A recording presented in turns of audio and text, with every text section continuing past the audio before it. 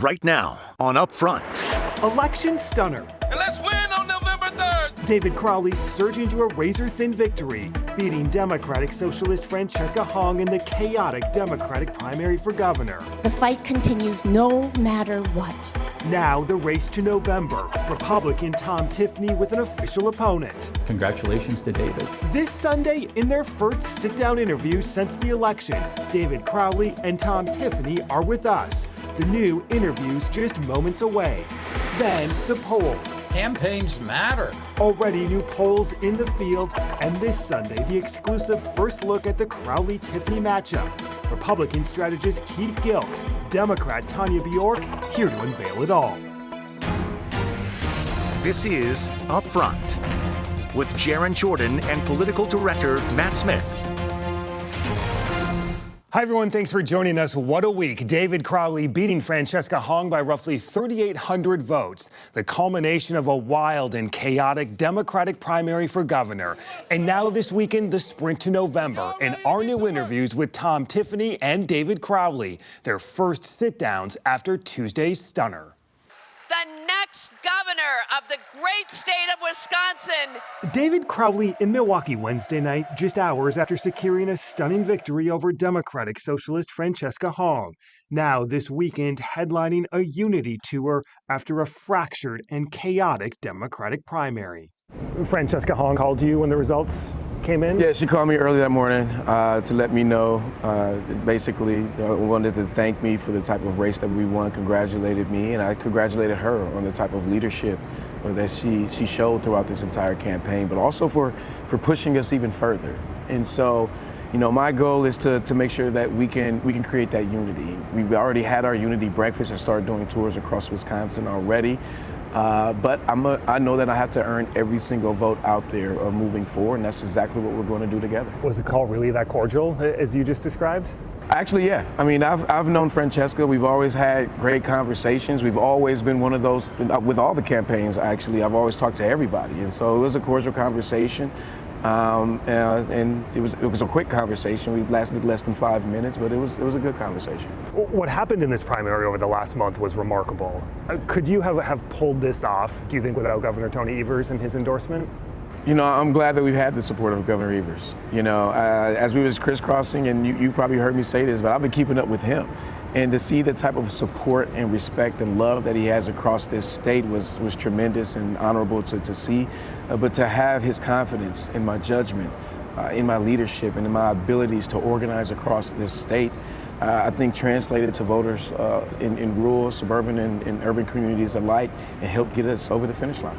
Francesca tapped into something with her supporters.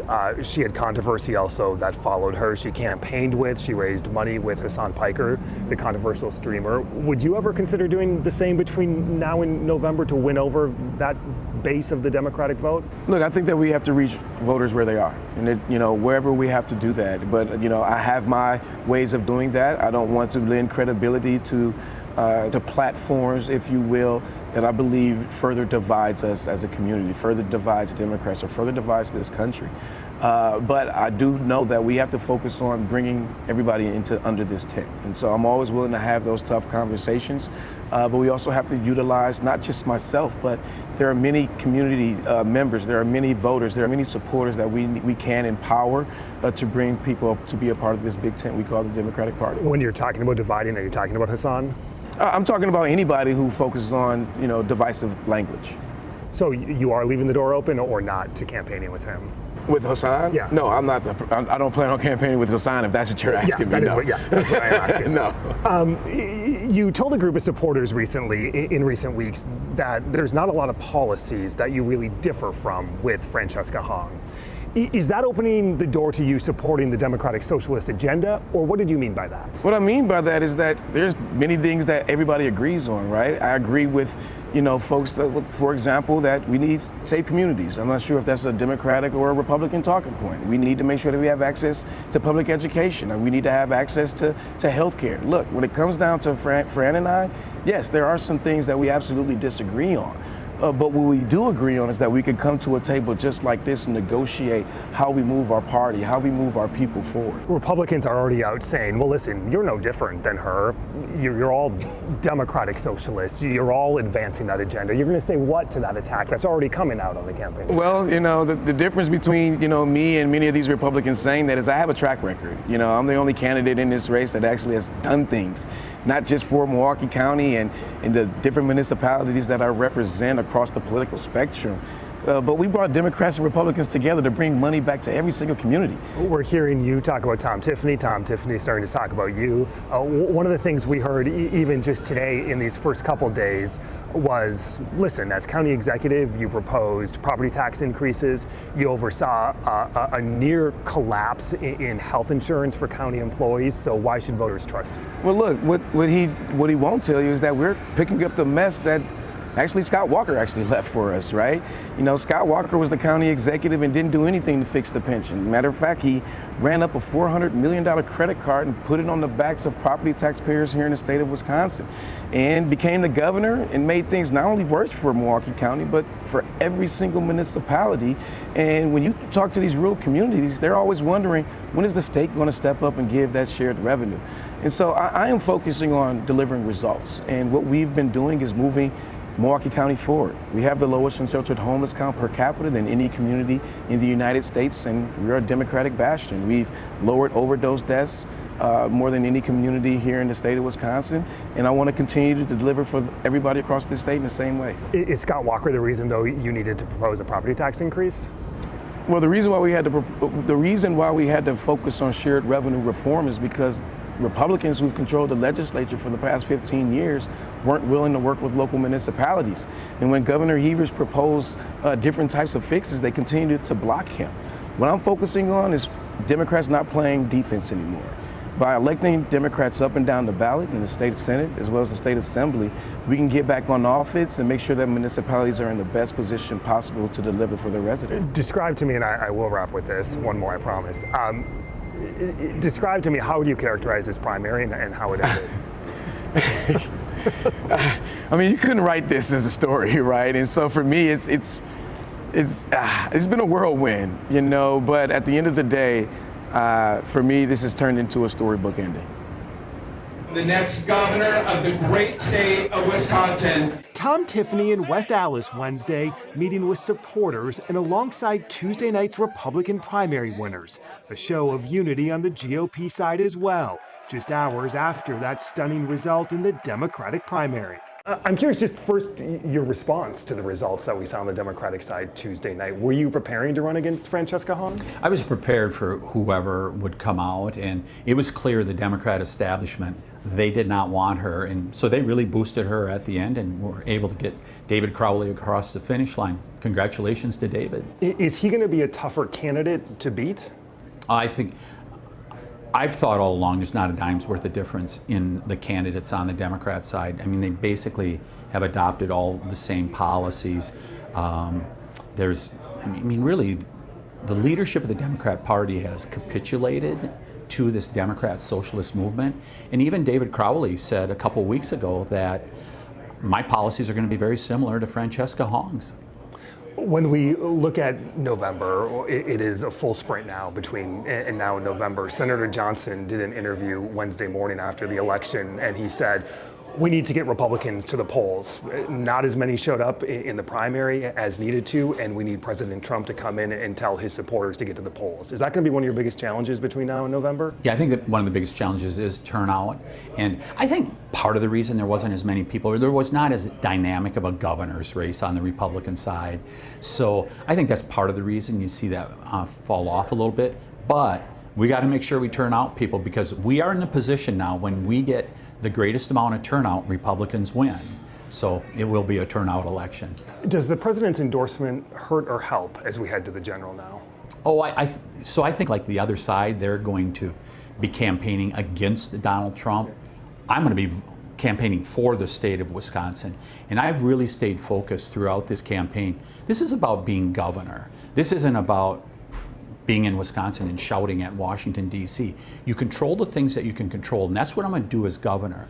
And it starts with affordability and accountability. And we are rolling out an agenda every day in regards to those issues. You mentioned the president and what Democrats are going to do, and they've already started that. David Crowley Wednesday morning called you a mega extremist. How are you going to respond to those attacks from Democrats? Well, they can run against Donald Trump. I'm running for the state of Wisconsin. I mean, they're going to try to divert away from the real issues of this campaign. And there's a reason for that. That's because they've been giving us the 400-year property tax increase, the over $2 billion in rate increases. At this place where we're sitting right now, his utility bill went up $400 a month in the last year. And that's because they've just been rubber stamping these increases. We have to deal with the affordability issue, and I'm going to do that. While they're talking about Donald Trump, I'm going to talk about how we're going to make Wisconsin a better state. You have been a big supporter of the president. Is that going to help or hurt you, do you think, between now and November? Wisconsin voters are really smart voters. They see through that stuff. I've talked to voters that are, they're like, we're Republicans, we don't vote for President Trump, but we'll vote for you. Voters are really discerning in regards to this. They can see through the fog. Are you going to have to differentiate yourself from the president, do you think? I just need to be who I am, which is, I mean, in my time that I've served in office, whether it's the legislature or Congress, Wisconsin always comes first. And Wisconsin will always come first when I am the next governor. And remember, I only overlap, if elected as governor, I only overlap with the president for 2 years. Then we're going to have a new president, and whether that president is Republican or Democrat, I will always do what's best for Wisconsin. Democrats have been, and they're going to come at you pretty hard for your vote on the 2020 election. Do you regret that at all, not voting to certify the results? No, Joe Biden won the election, and we've lived with the consequences with the massive inflation that he gave us after becoming president. Inflation went up the most in 40 years, and now it's up to us to do everything we can to fix those problems that were created from that. Your vote, I'm looking forward, not backwards. Do you regret your vote, though? No, I'm looking forward, not backwards. I imagine the money on the left is going to come in now to back David Crowley. Do you have the money? Do you have the support you need to compete from now until November? We will compete all the way to November 3rd. When you look at the map, how close is this going to be? How contentious is this race going to become? I would think Wisconsin just has a history of very close elections, yeah. And I expect this one to be the same. I mean, it's going to be a close election, and a lot of it will be driven by turnout. And so that's what we're going to do, is push that turnout. But I think there's also a real place for, some of the people that are politically homeless at this point. Yeah. Truly moderate Democrats that are not socialists, they can support me, because I think getting control of property taxes and your utility bills and all these things that are part of the cost of living that state government drives, we have the winning message for them. We think some of those people are going to come over and vote for us. Do you want the president in the state campaigning for you? That's up to the president. The president will decide whether he's going to come to the state or not. And I mean, he's got his hands full, both nationally and internationally. They're going to do the midterm convention, so he's got his hands full. He should decide what he's going to do, because I can tell you, I independently decide what I'm going to do as far as our campaign, and we're going to do what's best to be able to win this election and do what's right for the people of the state of Wisconsin. Would you welcome him if he wanted to come? The president's going to make that decision. He's going to make that decision whether he comes to Wisconsin or not. Okay, one more, I lied. Are we going to see your mom on the campaign trail? Speaking of the ads. Well, I got to ask Mom, but she certainly is a rock star. All right, Election Day just 79 days away if you're counting. Up next, the new governor's race poll unveiled right here.